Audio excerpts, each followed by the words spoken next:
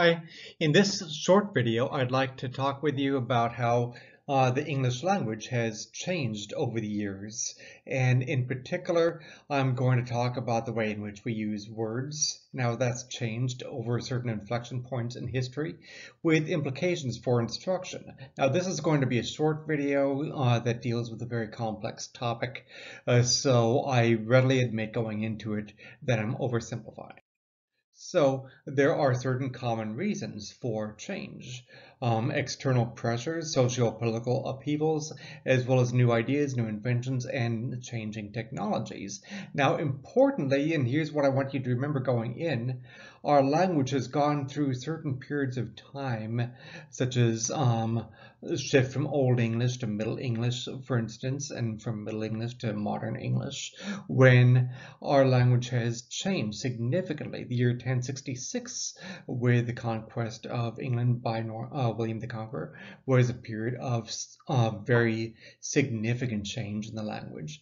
But here's the thing, our language is changing faster and more radically now than it ever has in the past. And so that's why it's important to take a look at implications in the past for your instruction today. When we deal with socio-political upheavals, like I just hinted about, the conquest of William the Conqueror, the Norman invasion of England in 1066, brought about significant change with new French influences and Latin influences on the way people were speaking. Technological development brings about significant change. For instance, the use of computers and the internet brings in more words and different ways of using words into the language. Sometimes children, as they're learning language, will mimic and mock, well, I mean mock in a not a bad way, but they'll mimic and try to copy what adults are saying. And sometimes they might make errors, but this will be repeated and repeated and repeated, and then the children will talk in a certain way as adults. And over time, grammar and language use can change because of this. It doesn't necessarily take a war for language to change. Language will tend to change just from everyday use. Final vowels will often disappear. Sometimes consonants will become voiceless at the end of words. Sometimes consonants will be more voiced at the front of vowels. Sometimes difficult consonant clusters will become simplified just for ease of use. In general, there are about 30 language families consisting of about 4,000 languages that we can divide into family trees. Now, importantly, over the centuries in the past, these language families used to be pretty separated because of geography. These days, with our interconnected world, language families are intermixing, and that is having a result of languages, English and other languages, going through significant changes because of intermixing and influences of other languages. Like I talked about earlier, the Norman French invasion of England in 1066 brought about the addition of new phonemes, sound parts in the language. Pleasure, measure, vision were all new ways of speaking, for instance.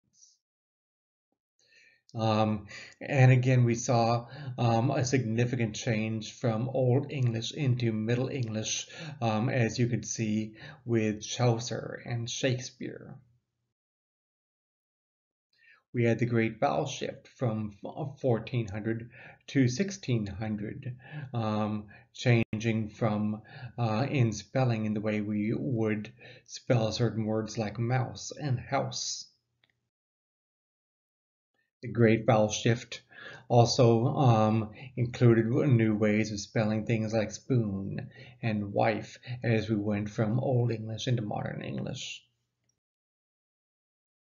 We had further changes where nouns became marked with suffixes who and whom became used in different ways over time between 1400 and 1600, for instance.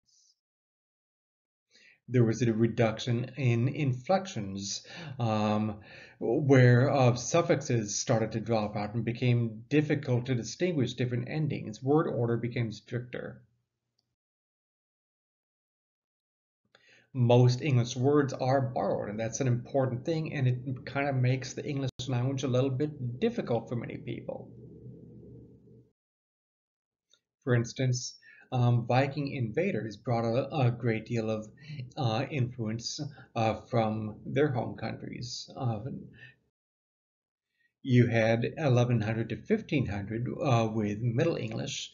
Um, and again, this gets back to Norman invasion.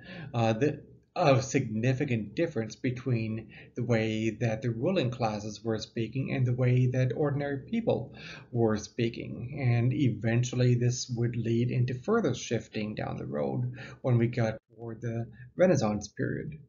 And of course, colonialism, whether it is political, military, or economic forms of imperialism, can lead to a great deal of language change and borrowing of words and intaking of new words as well.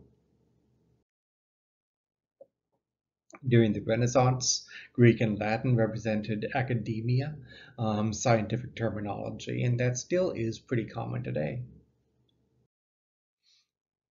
The word nice, believe it or not, used to mean ignorant. So you've got a shift through borrowing of words and a shift in meaning of words that has taken place over time. And if you think about the way slang is influencing our language in modern times, certainly there's a definite shifting going on today.